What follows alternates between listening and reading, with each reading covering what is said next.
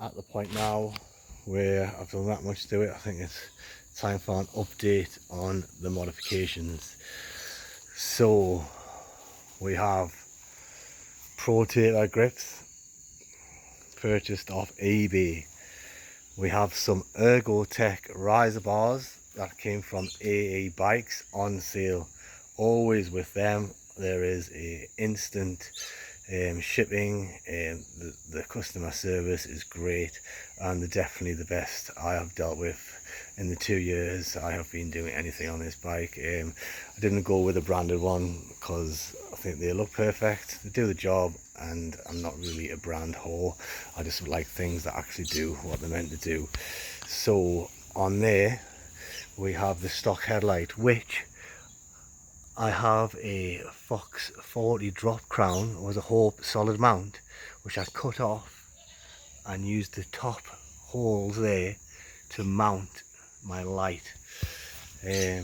On here we also have a riser stem to get extra high. Now, as a guess for you, you will see how high the bike is.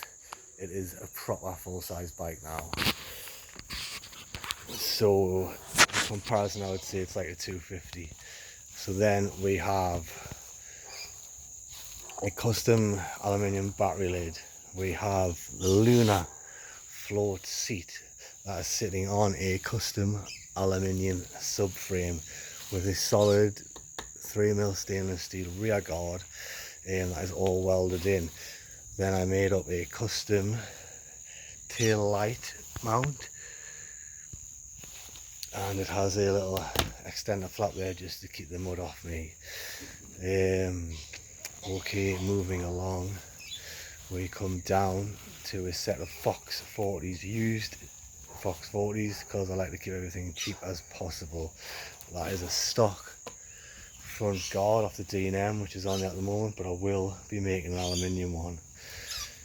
As we come across here, we have a Lightspeed BAC 8000. On that I made a cover,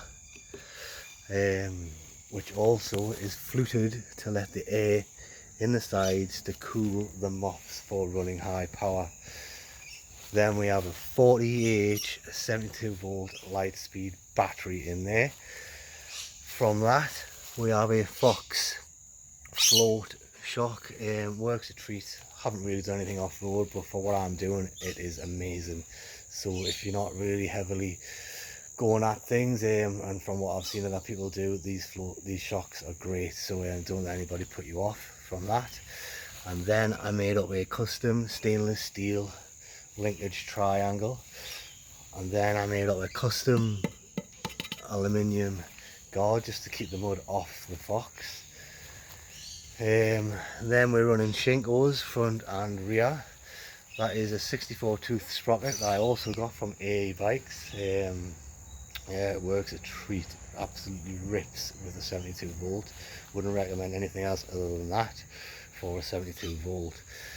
Then I made some drop pegs, but they are solid, welded all the way across, so it is solid, no messing around there. And then on that there is a foot plate.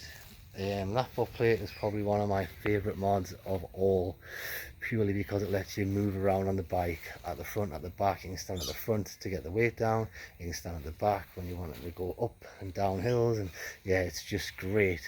Yeah, that little bit there is great for getting your heel into and like log sliding and everything. Anyway, then I made a custom 316 stainless steel air forced air bash guard. This is on a little switch that I have up here. There it is. Voila. Forced air. It's not that loud, everyone thinks it's loud, but when you actually move in you won't even hear that because of the chain drives on the front and rear. Which brings me to this side of the bike. So I'm running the chain conversion in there, which is a 420 U-ring arcade chain. The rear is also an arcade chain. These are the only ones I've found that haven't stretched really fast, so they're lasting pretty well, and that's all I'd recommend for the chain wise of what I've used. So yes, and then we move on to the front brakes. They are a 223 Galfa disc. I had to make up a custom bracket to mount the stock brake calipers on.